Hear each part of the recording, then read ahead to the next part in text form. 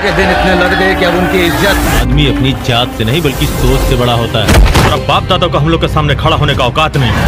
तेरा बेटा का कोनो ठाकुर का जना है जो हम लोग के सामने ताल ठोकेगा। कुकुर जात जिस ठाकुर की हवेली में पला सी कुछ बांट ले प्रसाद। नमस्कार, आदाब। द संवाद के गुफ्तगू एपिसोड में आपका स्वागत है। मैं हूं परवेज आलम। आज हम बातचीत करेंगे कला पे, अभिनय पे, थिएटर पे, उस कला पे जिसके बारे में पिकासो कहते हैं कि कला ही जीवन है और कला के माध्यम से मनुष्य अपनी आत्मा की अभिव्यक्ति मनुष्य करती है।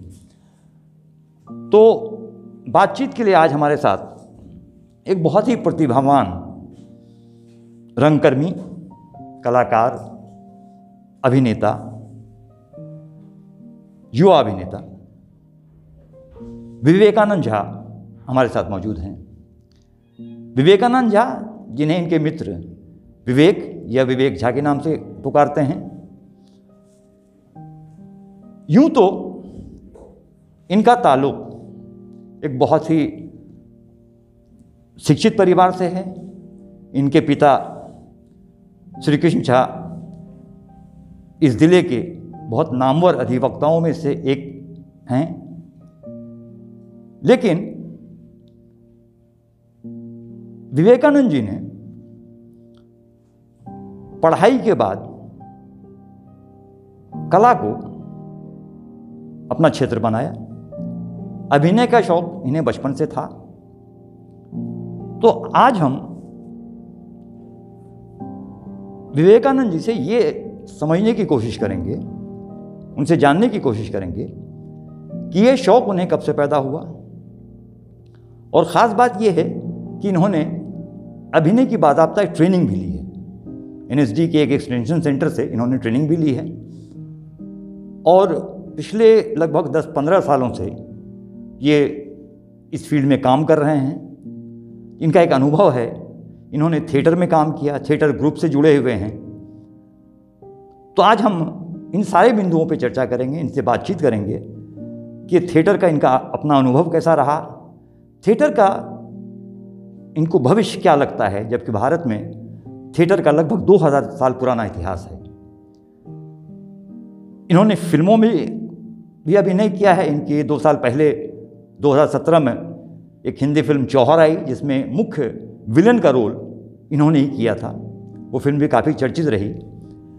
लेकिन हम उनसे बातचीत में ये जानने की कोशिश करेंगे कि मेन स्ट्रीम सिनेमा बॉलीवुड में क्या इन्होंने कभी एंट्री की कोशिश की, क्या प्रयास किया इन्होंने, क्योंकि हाल के दिनों में कुछ घटनाओं को लेकर के बॉलीवुड काफ़ी चर्चा में रहा है। हम इन सब बातों पे आज इनसे बातचीत करते हैं। तो विवेकानंद झा जी, आपका स्वागत है संवाद में। और सबसे पहले हमारी ओर से आपकी फिल्म जौहर के लिए आपको बहुत बहुत बधाई, और आपकी एक्टिंग की काफ़ी सराहना हुई इस फिल्म में। हम विवेकानंद जी ये जानना चाहेंगे कि आपका जो बैकग्राउंड रहा है, आपके पिता एक बहुत जाने माने यहाँ वकील रहे हैं, एक बहुत बड़े क्रिमिनल लॉयर के हैसियत से उनकी पहचान रही, और अब इस छोटे से शहर में आपने पढ़ा लिखा। फिर आपको अभिनय का शौक कैसे पैदा, कैसे आपने चयन किया कि नहीं आपको इस फील्ड में जाना है? आप एक अच्छे वकील बन सकते थे, आप कुछ भी कर सकते थे, आप एक लाइन चुन सकते थे जहाँ आप शायद बहुत आराम की ज़िंदगी गुजारते, लेकिन एक बहुत ही संघर्ष भरा फील्ड आपने चुना है। तो आपको इसकी प्रेरणा या इसका शौक कैसे पैदा हुआ कि आपको अभिनय आपके लिए ज़्यादा बेहतर होगा? और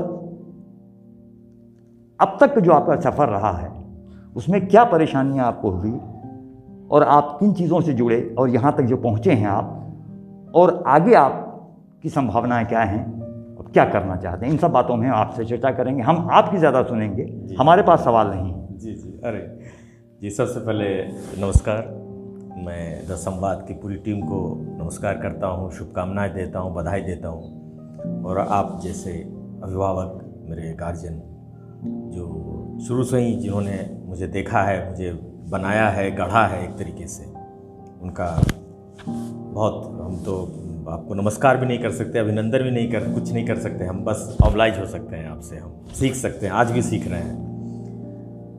हाँ, तो शुरुआत जैसे रही, सही में पढ़ाई लिखाई का था क्षेत्र रहा, फिर लेकिन कहीं ना कहीं एक अंदर में एक प्रेम, एक कसक जिसको बोलते हैं, वो एक नेचुरल था। हाँ, एक नेचुरल था कि कहीं भी कुछ हो तो उछल के नीचे चले आना, कुछ संवाद अदायगी करना या फिर डांस करना, कुछ उस तरीके की चीज़ें होती रहती थी। तो बढ़ावा किसने दिया ये मैं नहीं कहूँगा, लेकिन रोका किसी ने नहीं। रोका किसी ने, परिवार ने भी नहीं। परिवार ने भी नहीं। आपके पिताजी या किसी ने भी इस पर कोई ऑब्जेक्शन नहीं किया कि आप ये फील्ड क्यों चुन रहे हो, तुम ये क्यों जाना चाह रहे हो? जी बिल्कुल, ये बड़ी बात। हाँ, तो ये नहीं कि अब तुम इसमें जाओ, नाचना है तो नौटंकी करो, ऐसा कुछ नहीं रहा, लेकिन तुम नहीं करो ये नहीं किया। वो लोग आते थे, घर में मेहमान आते थे, बाहर से आते थे, पुणे इंस्टीट्यूट में हमारे काफ़ी सारे नाना थे, मौसा थे, तो वो लोग आते थे तो कहते भी थे कि इसको इंस्टीट्यूट हमारे बगल में है, फिल्म FTI है, वहाँ भेज दो इसको, बहुत छोटे में। लेकिन पापा ने कभी रोका नहीं उसको कि हाँ तुम करना है करो। फिर धीरे धीरे हम लोग जो इफ्टा में आ गए, इफ्टा से शुरुआत हुई एक तरीके से, यहाँ स्थानीय स्तर पे। आप इफ्टा से जुड़े रहे? हाँ, इफ्टा से हम जुड़े रहे। फिर बहुत सारे नाटक कैप्टन एसआर झा और प्लस आपके संरक्षण में करने का मौका मिला, यहाँ तक कि हम लोग एक एक दिन में काफ़ी सारे शोज नुक्कड़ कर डालते थे, और फिर ऐसे ही चलती रही। और फिर क्रम से पटना और दिल्ली संपर्क बना रहा, वहाँ के टीम के साथ में, वहाँ के लोगों के साथ में, नाटक थिएटर, तो एक अलग जो है वो जग गई अंदर में कि नहीं ये हो सकता है कुछ वैसा। मतलब आपको लगा कि इसमें संभावना है, हाँ, आप कुछ कर सकते हैं। हाँ, आप कुछ कर सकते हैं। हाँ, कुछ कर सकते हैं। तो आपने कोई इसके बाद आपका ट्रेनिंग भी ली क्या? जी। तो मैं यहाँ से मंडी ड्रामा स्कूल, NSD का एक्सटेंशन, एक मंडी ड्रामा स्कूल, हिमाचल। जी, हिमाचल, ठीक है। तो वहाँ चला गया। फिर वहाँ बहुत बड़े बड़े लोगों के साथ काम करने का मौका मिला, जितने मतलब आप यकीन नहीं कर सकते, हम लोग 24 घंटे के 24 घंटे काम करते थे वहाँ। कोई 8 घंटे 10 घंटे का नहीं होता था, 24 घंटे। मतलब एक क्लास ख़त्म हुई, फिर दूसरी क्लास शुरू है, और वो रात तक होती थी, क्योंकि एक्सरसाइज इतना हो जाता था कि हमको वो करते करते रात के 2-3 बज जाते थे, और सुबह फिर 4 बजे 3-5 बजे से क्लासेस शुरू है। तो ऐसे क्रम से, इसी क्रम में आलोक चटर्जी, फिर हरीश खन्ना, जसराज यादव, लोकेन त्रिवेदी, सोनाली हार्डिकर, ऐसे तमाम लोगों से वहाँ मुलाकात, जो इस फील्ड के बड़े नाम, इस फील्ड के, जैसे भारत रत्न भार्गव जो हुए वो आते थे, फिर उदयन वाजपेयी वहाँ आते थे हमें पढ़ाने के लिए। तो ऐसे ही आप मुद्रा राक्षस वहाँ आए हमें पढ़ाने के लिए। तो तमाम जो हर विधा, हर फील्ड के, रजित कपूर हमें वहाँ पढ़ाने के लिए आते थे, और तो ऐसे जितने भी लोग थे वहाँ आते थे, हमें समझा के और ज्ञान ठोक के देके जाते थे। मतलब लो, और ये कहते थे कि तुम्हारे पीठ पे एक खाली बक्सा रखा हुआ है, और तुमको बस उस पर डालना है उसको, और जीवन के किस क्षेत्र में तुमको कैसे ये मदद कर जाएगा तुम भी यकीन नहीं कर सकते हो।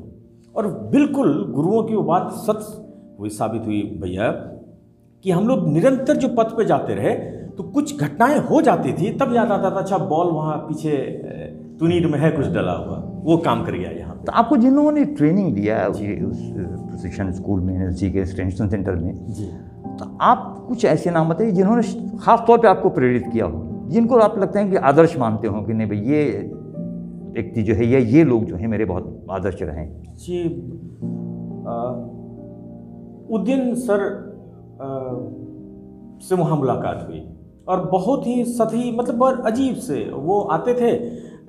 उनका मैंने देखा एक घटना, हम लोग उस समय कर रहे थे कॉकेशन चौक सर्किल, खड़िया का घेरा कर रहे थे हम लोग, और वो ऐसे आए थे एक कहानी लिखने के लिए, और हम लोगों को कुछ बताते उसके बारे में। तो बैठे हुए थे सामने, तो जो मैडम वो करवा रही थी वो, तो उन्होंने कहा कुछ कहने के लिए, तो बोले नहीं बच्चे अच्छा कर रहे हैं, बोले नहीं आप कुछ बताइए इसके बारे में। उन्होंने इंसिस्ट किया उनको, वो उतना नहीं जानती थी उनके बारे में, वो US से आई थी। तो उन्होंने कहा कि नहीं बच्चे अच्छा करें, उत्साहित करना चाहिए इनको। तो उन्होंने जब कहा ज़्यादा जोर दे कि नहीं आप कुछ बताइए इनको, तो फिर उन्होंने इडिपस की शुरुआत कहाँ से हुई थी, अच्छा। और किन लोगों ने कहाँ पे कब कौन कौन सा नाटक किया, वो करीब 2 घंटे तक वो बताया कि फ्रांस में हुआ, यहाँ हुआ, इंग्लैंड में हुआ, जर्मनी हुआ, पोलैंड में हुआ। तो वो तब वो हम लोग को समझ में आया कि अरे फिर एक जो आप किस पेड़ के नीचे जब आप जाते हैं शरण में, तो वो जो भाव आता है अंदर में, वो बड़ा अजीब सा था। तो लगा एकदम कंप्लीट आकाश के या महासागर के पास आप जाते हैं और अपने आप को बिल्कुल समर्पित कर देते हैं। अभी कि आमतौर पर ये देखा जाता है जो लोग भी एनएसडी से निकलते हैं या उनके किसी और ड्रामा स्कूल से निकलते हैं तो वो थिएटर का रुख करते हैं पहले। तो आपने क्या थिएटर का रुख किया?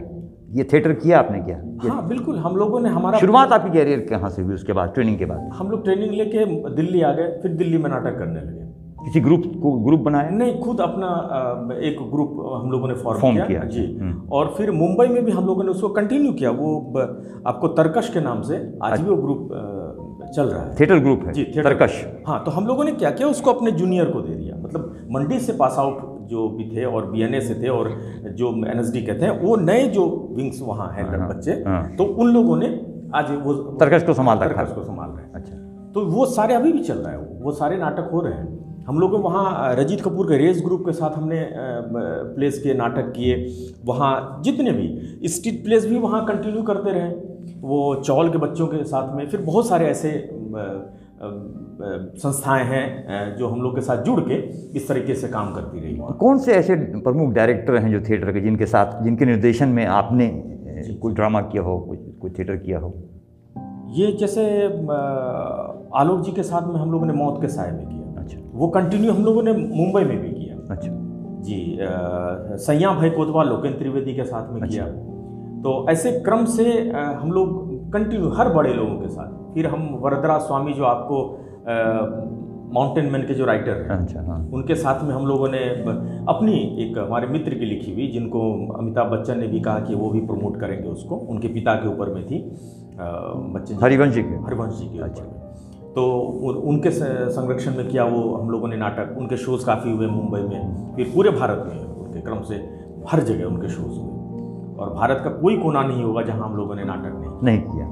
लगभग सब जगह सब जगह नाटक किया। तो थिएटर से अभी भी आपका जुड़ाव है क्या? बिल्कुल, अभी भी हम, अब क्या है कि हम एक एज्ड वाले हम लोग एक्टर हो गए, तो हमारे लिए भी काम रहता है, लेकिन हम उसमें पीछे भी काम करते हैं और बैक स्टेज भी काम करते हैं। नए लोग जो हैं उनको प्रमोट करते हैं कि वो मुख अभिनय में वो आए, वो सामने आए। क्योंकि अगर हम ही पकड़े रहेंगे तो फिर आप नए पौध नहीं आ पाएंगे, उनका इंटरेस्ट नहीं बन पाएगा।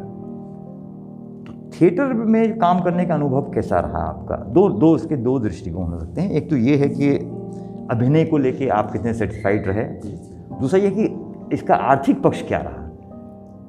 थिएटर की जो एक है कि थिएटर आर्टिस्ट को क्या इतना मिल पाता है कि वो अपने घर परिवार को चला सकें, ये है क्या रहा इसमें आपका अनुभव? इसमें सर आपको एक चीज़ कहेंगे हम कि वो एक उनका एक दोहा है कि शीश कटे भुई पे धारे तापे धारे पाँव, दास कबीरा यूं कहे ऐसा होवे तो आओ। ये एक ऐसी विधा है कि आप अगर अर्थ पे चले जाएंगे फिर आप फंस जाएंगे, फिर आप फंस गए।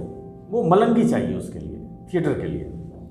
आप वो एक आप समझ लीजिए कि कुछ चीज़ें होती है जिसको कि समाज को पालना चाहिए, समाज का ये उत्तरदायित्व है। ये हम आपको बताते हैं कि आप क्या गलत कर रहे हो, क्या सही कर रहे हो। यानी रंगकर्मियों का संरक्षण समाज को करना बिल्कुल करना चाहिए। जो समाज नहीं करता वो उखड़ जाएगा, वो समाज।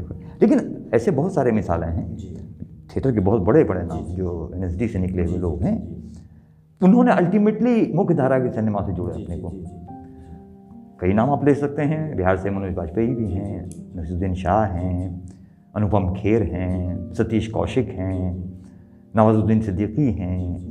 ये सारे लोग थिएटर के ही, ये एनएसडी के लोग थे। लेकिन आखिरकार इन्होंने मुख्य धारा के फिल्म जो बॉलीवुड आप कहते हैं उसको, उसमें शामिल हुए। तो क्या आपने कुछ ऐसा प्रयास किया कि आप कि बॉलीवुड, क्योंकि बॉलीवुड का तो अपना एक ग्लैमर है, इससे आप इनकार नहीं कर सकते हैं कि बॉलीवुड का अपना एक ग्लैमर है। हर शायद आर्टिस्ट की कभी ख्वाहिश होती होगी कि वो बॉलीवुड में काम करे, उसकी फिल्मों में काम करे। तो कुछ प्रयास आपने इस दिशा में किया, कुछ सफलता मिली, या बॉलीवुड की अपनी कुछ खास एक उन्होंने ये तय कर रखा है कि इसी तरह के लोगों को हम आने देंगे या इस पर कोई रुकावट डालेंगे, इसको लेकर काफ़ी चर्चाएं भी होती रही हैं। तो क्या नेपोटिज्म टाइप की जो भी, हाँ नेपोटिज्म की टाइप की चीज़ें नहीं भैया देखिए है क्या कि अभी एक घटना हम देख रहे थे, नेपोटिज्म तो अभी अगर आप अच्छा काम नहीं करेंगे तो टिकैत का बेटा किसान नेता नहीं हो सकता। बहुत छोटी सी घटना है, वो भी किसान नेता हैं। तो नेपोटिज्म में आपका टैलेंट नहीं होगा ना तो आप रेयर केस में आप आगे, इतने लोग आपको पसंद नहीं कर सकते, जबरदस्ती आप पसंद नहीं करवा सकते, कुछ तो आप टैलेंट होना ही चाहिए। उसके बाद बाकी चीजें आती हैं कि प्रमोट कौन ज्यादा होगा या मेरे किसके। पिताजी वकील थे तो मैं तो वकील हो सकता था। हाँ, ये मेरे अच्छा वकील नहीं, 2 केस हार जाता तो मेरे पास कोई केस रहता क्या? नहीं रहता ना, सब केस निकल जाता मेरे हाथ से। कह रहे वो तो हारने वाला वकील है, पिता बहुत बड़ा नाम था और लेकिन बेटा तो अच्छा वकील नहीं निकला, सब केस निकल जाता मेरे हाथ से। तो नेपोटिज्म है, लेकिन अब उसको हम अब आपको मेन इशू नहीं है, मेन इशू नहीं, मतलब एंट्री के लिए वो मेन इशू नहीं, इस सस्टेन करने के लिए वो मेन इशू नहीं है। बॉलीवुड में सस्टेन करने के लिए वो मेन इशू नहीं है, बिल्कुल नहीं। अगर आपके पास हुनर है, आपके पास प्रतिभा है, तब बॉलीवुड में सस्टेन कर सकते हैं, एंट्री भी हो सकती है, सस्टेन भी कर सकते हैं। नेपोटिज्म वगैरह उसके बाद आता है, उसके बाद आता है कि भाई ठीक है। तो आपने इस दिशा में कोई कोशिश किया क्या फिल्म इंडस्ट्री में जाने की? हाँ, हमने अभी एक तो हम लोगों का एक स्लोगन शुरू में ही एक बन गया, क्योंकि थिएटर वाले लोग थे ना तो थोड़ा क्रांतिकारी सोच वो होती है कि स्वर्ग का राजा बनने से अच्छा है कि नरक का दरबान बन के रहे। अच्छा, वो बनेगा, स्वर्ग का दरबान होने से अच्छा है कि नरक का राजा बन के रहे। हमारा अमिया एक मित्र है वो बड़ा बार कहता था इसको, तो ये हम लोग के दिमाग में आ गया। और उदयन जी एक बार बात बताए थे कि देखो फलाने गीता में कहा गया है या हर धर्म में कहा गया कि एक रसूल आएंगे या राम आएंगे वो सब ठीक कर देंगे, लेकिन तुम्हारी भूमिका क्या, तुम्हारी भूमिका क्या है? वो तो आके कर जाएंगे, तुम क्या करोगे? तो डिपेंड क्या करता है कि हर जो भी बड़े बड़े नाम आपने लिए अभी थिएटर की दुनिया में, वो सारे लोग अपने जगह पे काम कर रहे हैं, वो अभी भी कर रहे हैं, वो कर रहे हैं और कर ही रहे होंगे। लेकिन मैं क्या कर रहा हूं? तो हमने चुना कि नहीं, एक फिल्म करनी थी, वो भी मित्र के साथ में। अच्छा, इसलिए करनी थी ताकि जैसे अगर मेरी रेखा को कोई छोटा करना चाहे, अपनी रेखा को आप एक बड़ी लाइन बगैर तो छोटी मेरी रेखा को मिटाकर अपनी रेखा वो बड़ी कर सकते, या एक बड़ी रेखा खींची, या तो एक अपने के लिए बड़ी रेखा खींचो, उसके लिए मेहनत करनी पड़ेगी। तो हमने क्या किया, एक फिल्म कर ली। तो एक फिल्म से ये आइडिया आ गया कि नहीं, अगर आप लगे रहेंगे ना तो आप यहाँ हैं तो कल वहाँ चले जाएंगे, अगर आप उसी में लगे रहेंगे। तो एक आप स्थापित कर लिए, एक फिल्म हमने कर ली, तो एक प्रोसेस में हम लगे, जो चौहर किया आपने, चौहर किया, फिर गुलमोहर हम मित्र के साथ ही किए। इवन केतन मेहता के साथ मेरा एक टाई अप हुआ, एक फिल्म हम उनके साथ कर रहे थे। केतन मेहता सर के साथ मेरी मीटिंग हुई। ये बड़बोलापन हो सकता है, नहीं बड़बोलापन तो एक फैक्ट है। तो मेरे मित्र भी वहाँ बैठे हुए थे, तो उन्होंने कहा कि ये तो बहुत अच्छा मीटिंग रहा, तो मेरा सिलेक्शन हो गया उस फिल्म में। तो हमने का हाथ जोड़ के उनसे कहा केतन सर से कि सर आपके साथ कौन काम करना नहीं चाहेगा, लेकिन मेरी इच्छा है कि मैं मित्र के फिल्म से शुरुआत करूं। और भैया आप यकीन नहीं करेंगे, वक्त लगा, लेकिन मेरी शुरुआत मेरे मित्र के फिल्म से ही, चौहर से। जी, गुलमोहर। अच्छा, गुलमोहर, वरदराज स्वामी के, वो अभी डील है, लेकिन पहली फिल्म हमारी वही है। अच्छा, उसके बाद आपने चौहर में काम? उसके बाद चौहर, तो चौहर पहले रिलीज हो गई, पहले रिलीज हो गई। तो उसमें क्योंकि उसमें बहुत सारा ताम, जब वो अलग तरह की फिल्म है गुलमोहर। अच्छा, चौहर फिल्म है वो क्लासिक है। अच्छा, वो एक क्लासिक है। हाँ, तो चौहर किस विषय पे है ये? चौहर है एक चौहर मल करके कि यहाँ बहुत बड़े राजा हुए बिहार में। हाँ, वो पासवान के राजा, ये मुकामा साइड कहीं पे? हाँ, मुकामा साइड का। जी। तो उसी के ऊपर में एक बेस्ड है, और वो कैसे उनका संघर्ष रहा पूरा जीवन का, आप देखेंगे तो आपको बड़ा अच्छा लगेगा। उसमें सारी चीज़ें हैं। मैं विलन हूँ, लेकिन मेरी कभी हीरो से लड़ाई नहीं हुई, कभी कोई फाइटिंग नहीं। आपका स्वभाव विलन वाला नहीं है, लेकिन ये रोल आपने कैसे पसंद चूज किया अपना विलन वाला रोल? वो कहते हैं डायरेक्टर ने मेरे अंदर का कहियापन देख लिया होगा। उन्होंने समझा कि आपको विलन का रोल ही दिया। उन्होंने कहा कि उन्होंने कुछ वैसा देख लिया होगा कि नहीं, ये आदमी विलन है अंदर से। ये बढ़िया क्या, ये आदमी विलन है अंदर से। नहीं, ऐसा फैक्ट ये नहीं, जितने लोग आपको जानते हैं वो ये जानते हैं कि आप विलन नहीं हैं। आप अभी आपका आगे की योजना क्या है? आप थिएटर से जुड़े रहेंगे या क्या कर रहे हैं वर्तमान में? क्या कर रहे हैं आप? जैसे मान लीजिए एक 2 फिल्म हो गई, एक गुलमोहर भी आ ही जाएगी, तो आप अभी आप मुख्य रूप से आप इस अभी हम क्षेत्र में क्या कर रहे हैं? अच्छा, सैया रिक्शा वाला हमारी कंप्लीट हो गई। भोजपुरी है? हाँ, अच्छा, वो फिल्म कंप्लीट हो गई और अभी फॉर्मेट बदल गया भैया साहब। अब ना आपका जो हम अररिया में फिल्म बना के, हम गांव में फिल्म बना के हम उसको रिलीज कर सकते हैं। वेब सीरीज में आप देख संभावना है आपको, क्या लगती है? हमने किया अभी वेब सीरीज की है। हाँ बिल्कुल, आप कोई भी उस पर, हम छोटा सा आप उदाहरण देते हैं, हम लोगों ने पूरे लोकल लोगों के साथ हमने काम किया और रिलीज करने जा रहे हैं। OTT वो ओवर द टॉप वाला एक, हाँ OTT है, हाँ वो आ गया है, पूरा उसका सिस्टम है और वहाँ आपको इज्जत मिलती है। हाँ थोड़ी लॉबीबाजी जो फिल्म में थी थोड़ी सी जो हर जगह रहती है, तो वो उससे अलग आप कर सकते हैं। मतलब आप 10 टका लगा के भी आप सोच सकते हैं कि हम वहाँ बैठ सकते हैं। ऐसा नहीं कि लाख वाला ही बैठ सकता है, अब 10 टका वाला भी बैठ सकता है। ये एक अच्छी बात है। तो अभी आपकी अगला प्रोजेक्ट जो है अभी वेब सीरीज हमने किया है, 5 फिल्में हमारी हैं, उसकी डबिंग हमने मुंबई में की है। उसके डेब्यू मुंबई में कर लिया आपने। आपको थिएटर का क्या भविष्य दिखता है भारत में? क्या थिएटर में लोग आते हैं? थिएटर का ही भविष्य है जी। लोग थक गए भैया, मेन सिनेमा से थक गए, बिल्कुल सब चीज़ से, अब मोबाइल से थक गए भैया। हमारी बात होती है ना, हम तो क्लासेस वगैरह में भी जाते हैं, लोग ऊब चुके हैं। अब उनके पास अब समय, मतलब उनके पास कोई साधन नहीं है। थिएटर में आते हैं लोग, बिल्कुल आते हैं। अब वो लोग तैयार हैं। वो लोग क्या हैं, देखिए थिएटर जो है ना, एनर्जी का ट्रांसफॉर्मेशन है। आप सूर्य तो सुबह उगता है, आप उससे सोलर बना लीजिए, आप उससे लाइट जला लीजिए, खाना बना लीजिए, पत्ते फल फूल सब हो रहा है, तो क्या होगा, ऊर्जा का तो ट्रांसफॉर्मेशन है। थिएटर यही चीज है। आप थिएटर आपको पसीना निकालता है बदल के। थिएटर में अभिनय करना ज्यादा मुश्किल है या फिल्मों में? मेरे लिए थिएटर ज्यादा प्रिय है भैया। प्रिय नहीं, मतलब ज्यादा मुश्किल कहाँ पे है? क्योंकि जैसा आम हम तो समझते हैं कि थिएटर में रीटेक नहीं। हाँ ये बात है वो, लेकिन आपको ना ये थिएटर मुझे ज्यादा मजा देता है, इसलिए मुझे आसान लगता है। अच्छा, इसलिए आपको थिएटर आसान लगता है क्योंकि और आपको जो ज्यादा एंजॉय करते हैं, आप ज्यादा एंजॉय करते हैं। आप जो सारा चीज लाइव होता है ना, आप बुरा किए तो आदमी 2 सेकंड या तो लेगा, तो आपको पता चल जाएगा मैं इतना अच्छा किया कि लोग मौन हैं, ताली बजाने के लिए भी सोच रहे हैं, और हमने अरे यार कोई ताली ही नहीं बजा रहा, वो आपको तुरंत एग्जैक्ट वहां लगता है सामने से। वो मजा आप भूल के, आप सिनेमा में आप 1 साल लगते हैं कि अच्छा अब जौहर आएगी, वो चलेगी नहीं चलेगी, पब्लिक को देखेंगे, वो क्या करेंगे, ये किया हमने और देख लिया लोगों ने, वो उसका अनुभव अलग है, उसका एक संतुष्टि अलग है। जी।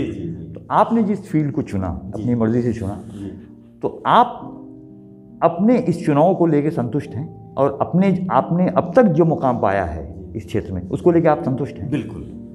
आपको कोई फीलिंग नहीं है कि अभी आपको बहुत आगे जाना चाहिए था लेकिन आप वहाँ नहीं पहुँच पाए, अभी आपको बहुत ही पॉपुलर हो जाना चाहिए था, बहुत मेन हीरोज की तरह? हाँ। तो वैसा कुछ बिल्कुल नहीं है। बिल्कुल वैसा नहीं है। बिल्कुल। क्या जो युवा हैं वो इसको एक अपना कार्य क्षेत्र बना सकते हैं? रंगकर्मी की हैसियत से वो अपनी पहचान बना सकते हैं, वो इस फील्ड में जा सकते हैं, जिनके अंदर अगर प्रतिभा हो? हाँ वो बना सकते हैं भैया, और बना रहे हैं। हाँ बना रहे हैं। हम बहुत सारे शहर का नाम हम ले सकते हैं जहाँ पे कि हम जाते हैं और नए लोग बुरी तरीके से जुड़े हैं उसमें। अब मेरा एक दोस्त है जो भोपाल में, पटना में, मुंबई में, छिंदवाड़ा में, दिल्ली में, शिमला में, ऐसे जगहों में काम कर रहा, मधुबनी में, आपको दिल्ली में है कि मतलब हर भाषा में, रीजनल और जो भी मेन स्ट्रीम की भाषा जो भी है उसके साथ में हर जगह काम कर रहे हैं। आप कल्पना नहीं कर सकते हैं, इतने लोग आ रहे हैं और जुड़ रहे हैं। अब ना थोड़ा सा वो जो ट्रेडिशनल था ना कि पैसे कमाना या फिर मेडिकल इंजीनियरिंग, वो IT या ये वो हो गया एक सीमा। अब लोगों को समझ में आ रहा है कि वो हम ये भी एक कार्य क्षेत्र है। हाँ, ये जिसकी तरफ लोग देख सकते हैं, जिसमें एक संभावना है कि आप बेहतर कर सकते हैं। बिल्कुल। लोग कर भी रहे हैं। बिल्कुल। विवेक जी, अच्छा ये बताइए कि ये इसके अलावा आपको अभिनय के अलावा आपको लिखने लिखाने का भी शौक़ रहा है, आपकी कहानियाँ भी प्रकाशित होती रही हैं, तो वो सिलसिला कैसा चल रहा है? कुछ वो मेरा लिखने का कारोबार भी लगभग एक्टिंग के साथ ही चल रहा है। हाँ, पहले हम डायरी लिखा करते थे। अच्छा। अब वो कहानी में आप कहानियाँ लिख रहे हैं? जी, अब कहानियाँ, फिर नॉवेल अभी हमने 1 महीने पहले, 1.5 महीने कंटिन्यू बिल्कुल फेसबुक और मोबाइल की दुनिया से दूर अपने आप को आइसोलेशन में रख के कहानी नॉवेल लिखा है, तो वो भी कंप्लीट चल रहा है भैया वो। और किस विषय पे है ये नॉवेल? ये है ह्यूमन रिलेशन पे, हमको ज़्यादा मज़ा आता है। मानवीय रिश्तों पे ज़्यादा मुझे अच्छा लगता है, और वो आपको बिल्कुल आपके शहर का फील देगा आपको। अभी बहुत सारी पत्रिकाओं में भी आ चुकी है कहानियाँ। अच्छा। अब हो गया, मतलब एक दिख गया वो भी कि हाँ ठीक है, ऐसे आ सकता है। कुछ पब्लिकेशंस से भी बातें चल रही हैं इसको लेके, कुछ संग्रह वगैरह को लेके। जी, तो विवेक जी, संवाद को समय देने के लिए आपका बहुत बहुत शुक्रिया। आप आए हमारे साथ, और आप देख रहे थे संवाद। देखते रहिए संवाद, सब्सक्राइब कीजिए द संवाद।